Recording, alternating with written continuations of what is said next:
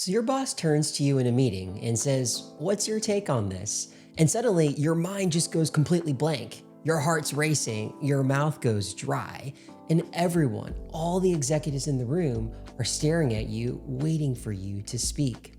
Well, 99% of people will freeze in moments like this, but the 1% who don't, they're not smarter.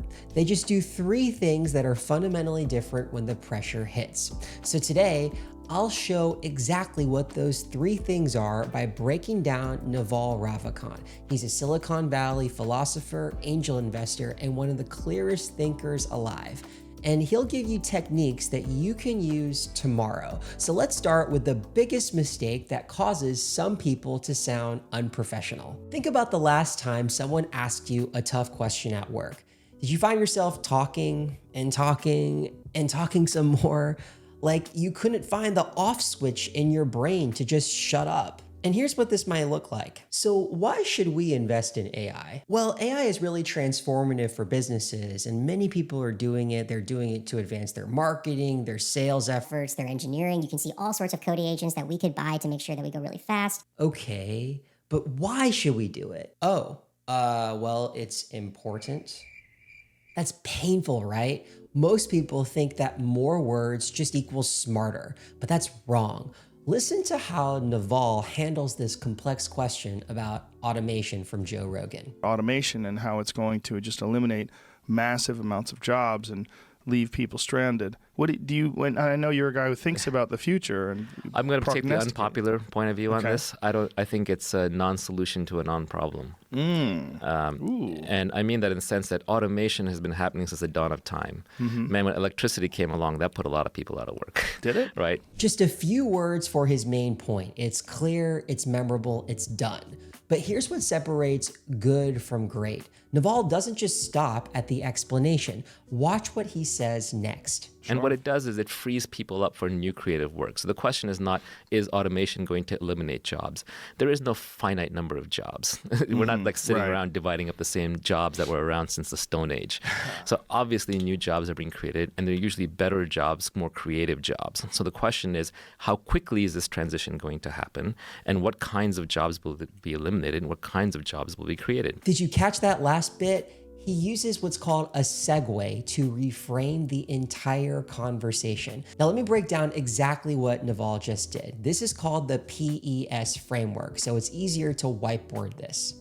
The P stands for point. It's just your main point up front. And what he says is, I think it's a non-solution to a non-problem. It's short, it's concise, and it articulates his main message up front. Then he goes into the explanation where he starts by saying, automation has been happening since the dawn of time. Electricity came along and put a lot of people out of work, and he goes on to elaborate on that analogy to make that point come to fruition. And then he does what's called a segue. So he says, so the question is not, is automation going to eliminate jobs? The question is, what kind of jobs will be created? A segue is simply a transition that goes from your original point to a broader point or a next question that is even more important to address. It progresses the conversation forward, and it's what advanced communicators do.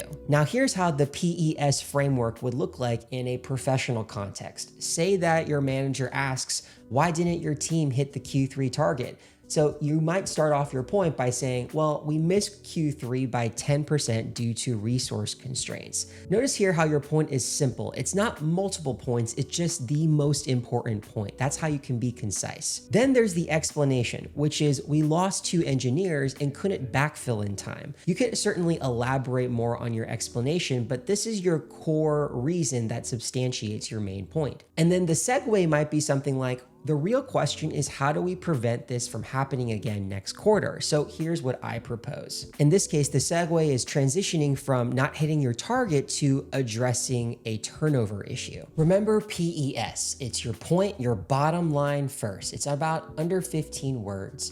Your explanation, which is one supporting fact.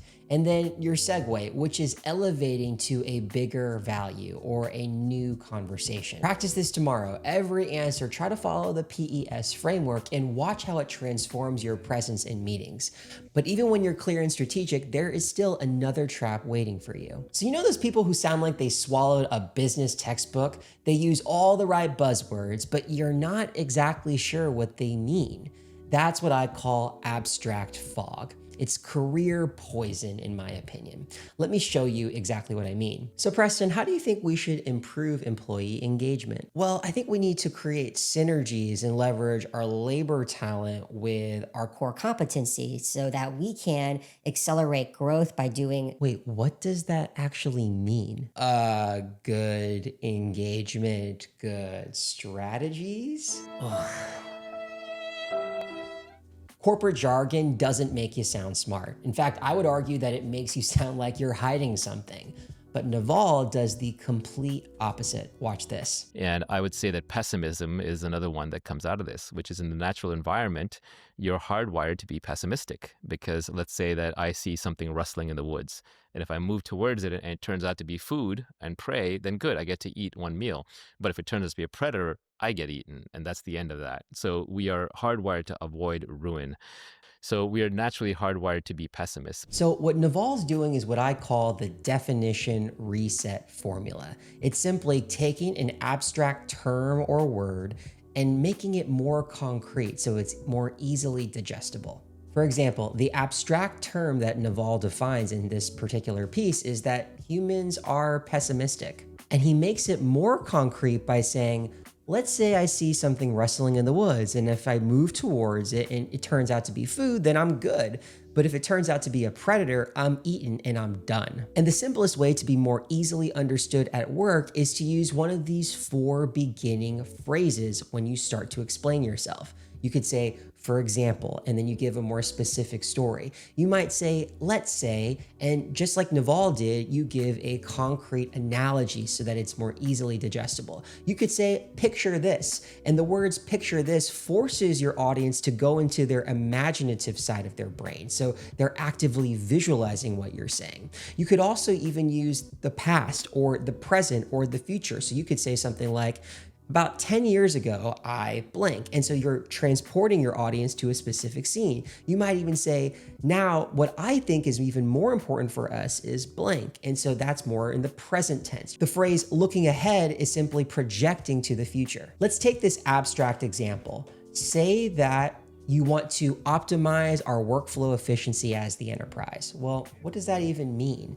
Well, in more concrete terms, you might start off with a phrase like, right now, it takes our finance department 3 hours every Monday to manually copy data from 5 different vendor forms during the procurement process. You see how right now instantly takes me to here's the current situation. And then I give details that describe what the issue is. It's not these high level terms that people don't really understand. The rule is simple. You need to turn ideas into images, concepts into stories or specific facts. Now, even if you're clear and concrete though, there's one more trap that causes massive misunderstandings. See, here's the reality. Most workplace arguments aren't about different opinions, they're about different definitions. People use the same words to mean completely different things. I see this happen all the time in meetings. Watch what happens when nobody defines their terms. So Preston, we need this done ASAP. Great, I'll get it to you by the end of this week. Preston, where's that report? I said ASAP, but I thought ASAP meant this week. ASAP means now, as in yesterday.